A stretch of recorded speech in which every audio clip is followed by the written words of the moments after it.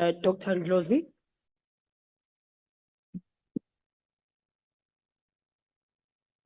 Thank you, Vice Chairperson, and greetings to the Minister, the leadership of the EFF led by the Commander-in-Chief, members of Parliament. You know, Minister, there used to be a minister before you who used to come and lie here in Parliament a lot. Billions this, billions that, promised millions of jobs that never materialized. That is why he's sitting at the back there today. Even the minister before him used to lie a lot. Billions this, investment that, all of which did not materialize. We are sitting here with 41% in the expanded definition of unemployment, 45% when it comes to the youth.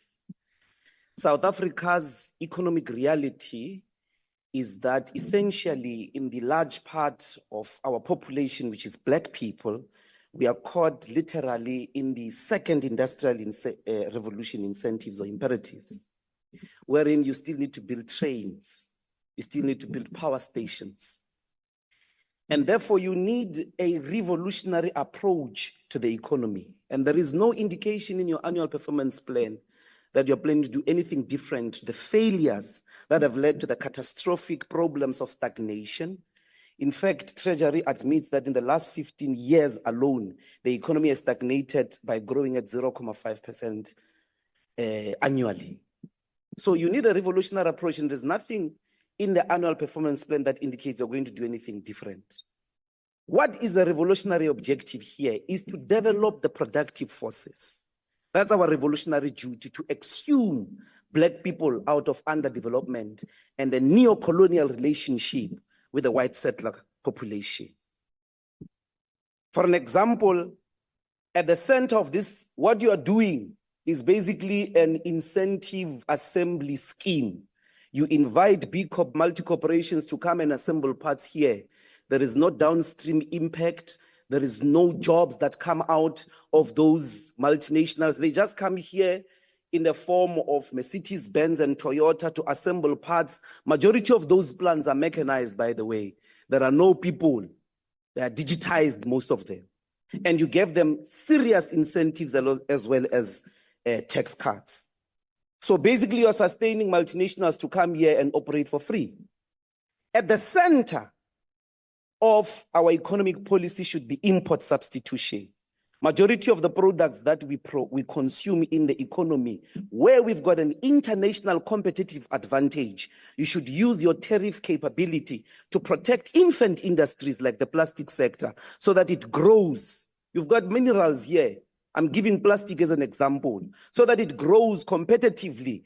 You protect it through the intensive structure of your tariffs so that it grows and it's able to produce in the economy and create millions of jobs.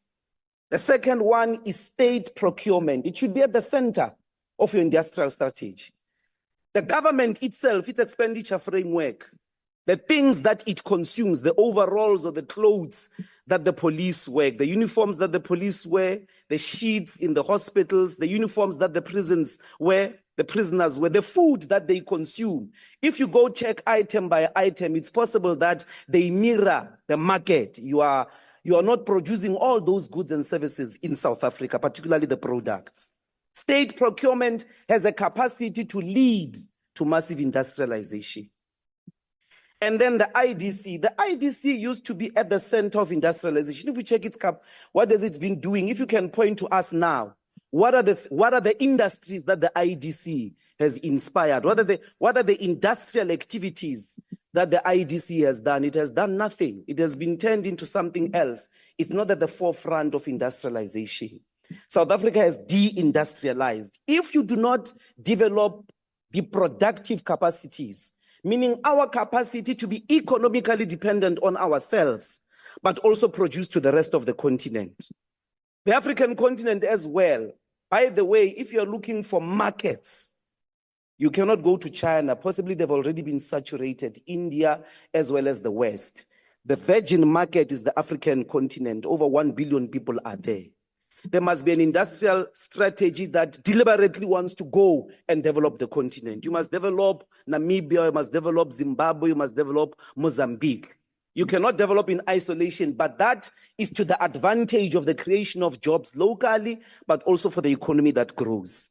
In the IDC, you can give us a list now. How many of the domestic entities or businesses have you supported? How many of those have benefited out of the funding, out of the different funding schemes in the whole IDTC? Very few. You will see that even those that have gotten money here, they cannot be matched to the actual development and production or the production of jobs, of actual jobs in the economy.